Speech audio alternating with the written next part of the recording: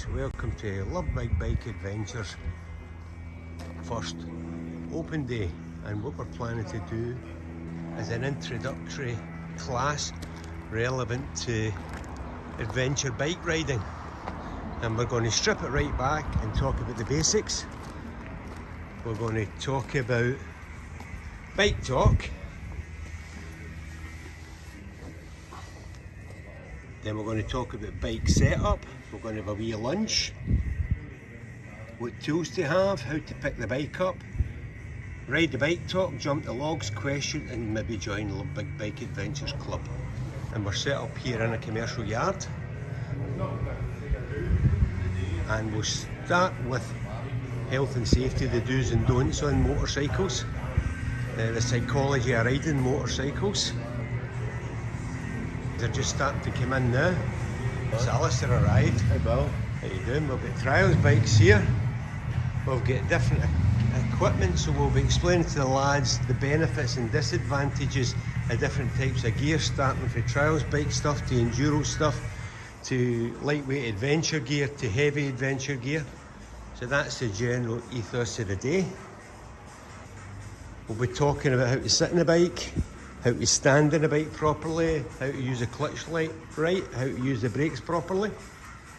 This is the class session here, and then we'll have an off-road section in the afternoon. And this is Nigel's 1290 Adventure R, and this is Chap just coming in just now. So hopefully we'll have a busy day. The sun's out and it's looking good. An acronym called Powdery, and it's basically petrol. Have I got enough petrol to fill the journey? If I'm going from here to Edinburgh and I've only got half a gallon in there, chances are I'm going to run out the motorway. I'm a hazard on the motorway. So P for petrol for things like that. Oh, oil. Check the oil level. I'm going out with guys in bike training them that don't even know what the sight glass is or what the dipstick is. So you don't need to be a mechanic, but you need to know basics of your bike.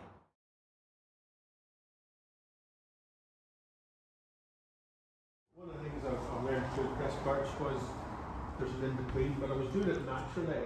So motocross-wise, you'd always be standing up, so I'd more or less have my levers at an angle. See how straight my arm is with the levers? Bill's is actually set up quite good. When it comes to road and off-road, you have to have an in-between. So road-wise, you could have them a bit further up. Off-road-wise, you could have them further down. So there's an in-between setting. That makes sense, Andrew? So riding along, comfortable like that, and I lower myself to the bike like this. My head's in line with the centre nut there, slightly over it actually, so this bike's a bit shorter than mine. The elbows are up like that. Now the reason for that is so that I hit a bump, I'm in a position where the shock goes through the bike, and I'm absorbing it in my body, the bike's absorbing it as well. So we're going along a fire road, and this turns to the left. Leading the bike left, but I'll throw myself off the bike this way. So my weight, the bike's leading over that way, my weight's going down, standing up straight, so I transfer the weight down into the tyres. Same on the right hand side corner. Another thing that helps cornering, tight corners and stuff, is when I go to turn, I push that right knee, or I'll push the left knee in, which will help me turn as well. We'll demonstrate that this side, alright? And see how that works. That's it. Alright. Play about with the bike and see which way is best to do it. This method of mounting the bike is very... Okay, lift here. So... Keep your back straight, back straight. Get your butt right out as far as you can by stretching your arms like that, alright? I know the jacket's restricting you a wee bit there, alright? Till your bum touches the ground. Just sit and That's hold. it. And likewise to yourself when you're lifting again, try and use the right hand here, and left hand cap there. I'm just going to let it back. So when you're lifting it up, don't worry about doing that. Just lift it up like that and walk in. Walk in with it. Try one more time. Lower yourself down a little bit more. That's it there.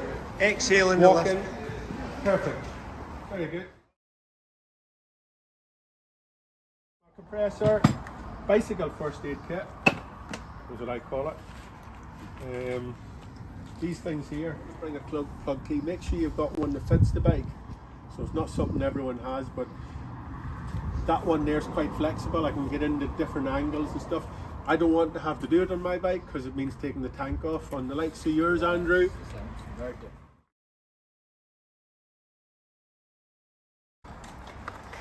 the chain rests on this here, and then take the wheel out. So there's usually spacers on them, and there's these here push drives. Set everything beside each other. So you're out in the trail, it could be muddy, stony. There's a wheel spacer here. I take that out. There's none on this side, alright? So that's the tyre ready for being taken off. All is to do this.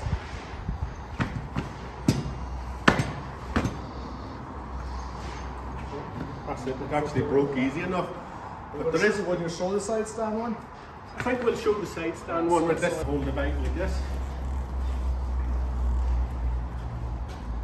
Just a bit to you down. When I go to, right? See? Simple as that. Turn it round again. Back to the balance thing where you get comfortable with your bike. So that's breaking the bead now.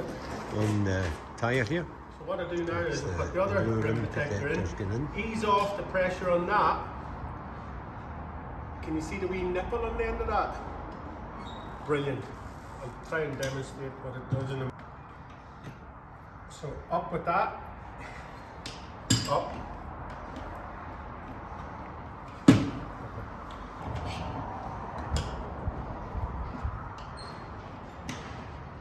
Different than I anticipated. That's one off. And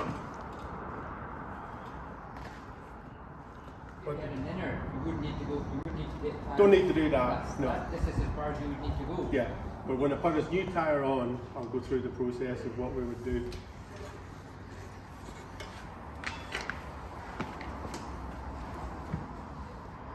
Just go. Right. Now the tyre down the same way, the arrow on the tyre should point that way as well. So picture the rotation. So your wheel turns that way, not that way. So when I go to put it on, I can do this in a oneer just with experience. So I'm going to do that, push it into the centre here, so do that. In the second half, what I'm aware of is if there's a tube in there, which we're going to talk about now, I go to put my tube in, so I'll lift up that. I have a wee bit of air in the tube, right, so not much, just a little bit of air. So at the moment it's starting to get tight again, but if Dag bears with me, I will get it. So there's the other thing I probably should have said was, you can do it with the disc side down, but I like the footprint of the wheel to be flatter on the ground, there's less movement on it. That's it. So we're not putting the valve in straight away. So when I do the axle, that's your bearing seal, and then behind that you've got the bearings which will be both sides of it. So what I do is, where's your beads, Dag? Oh, what I am. That's a lot easier. Isn't it?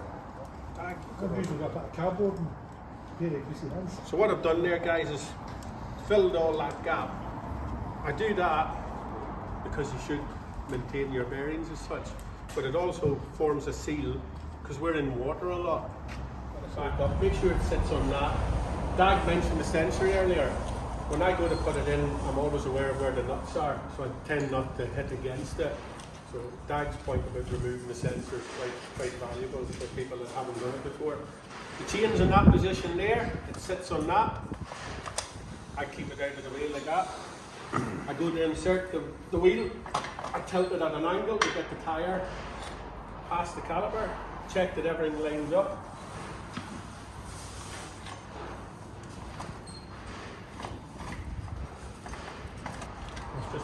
sit on that. So that's it, sitting on that collar. That helps me. So using my knee, I kind of pivot the wheel. You can see it moving about on that. I can pivot the wheel with my knee quite easily, but prior to doing any installation of the rear thing, the rear spindle, I'll put the chain back on. To do that, the wheel has to be as far forward as possible. Alright, so pulling the wheel back now, like that, I'll still use my knee. Notice the way I lift it up with my knee. Should that be greased? The spindle? Spindle. Not as much as Dag's done, but it will. It was tight to get out.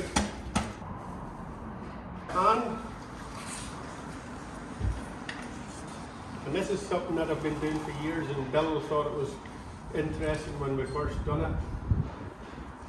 Screwdriver, anything circular, round, metal, this has got a soft touch on it. Right. Insert that there, turn your wheel forward. What does it do? Stops the chain going any further. No, what it's doing is pushing the wheel tight up against these here. Alright? Picture it up. See the gap? Yeah. So what I do is put that in. It pushes the spindle up forward. That's it, seated in the same place it was before we took it out. Alright? And then all I do is tighten up the nut. We won't have a torque wrench on site, so you've got to do everything by hand.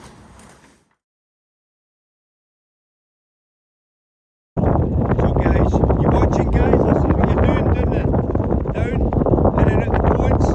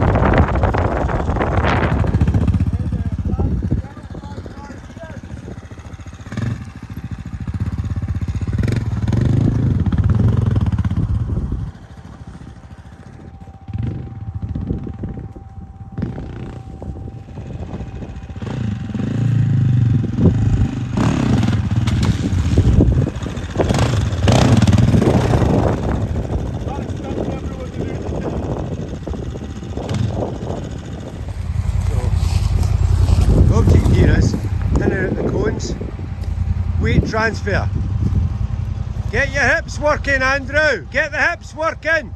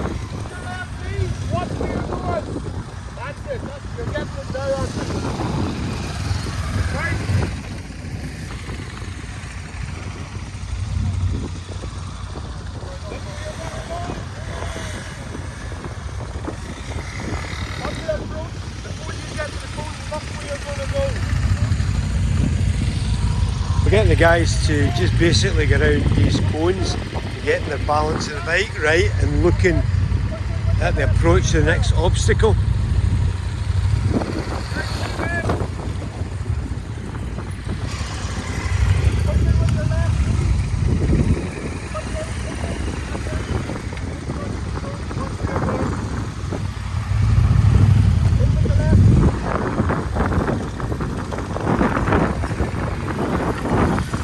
Alright?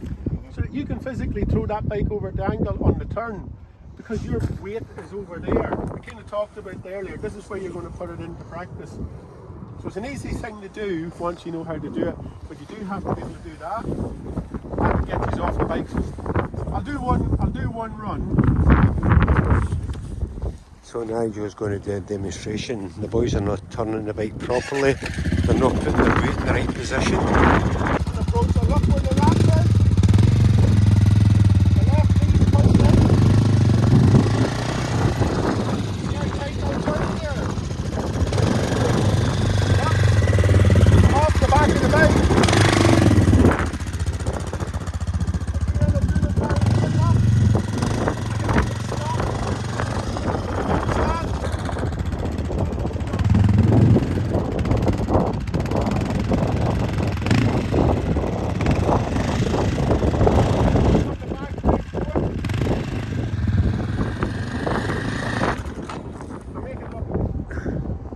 So the object here is to come down the lane over the plank to take some focus.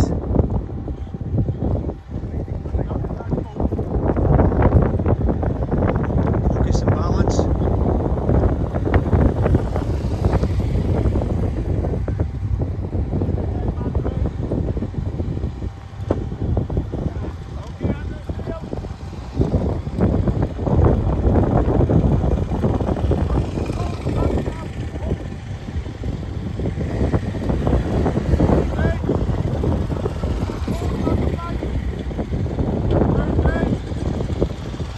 So Nigel's doing a demonstration of how they should be approaching the seesaw here. Covering the back brake. Focusing.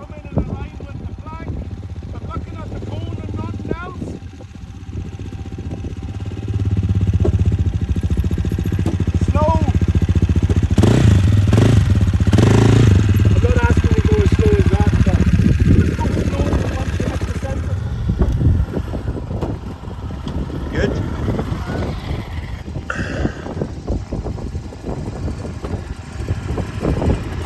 Brilliant, Stephen.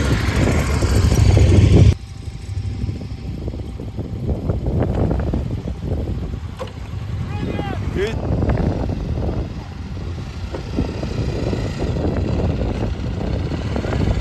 Very good.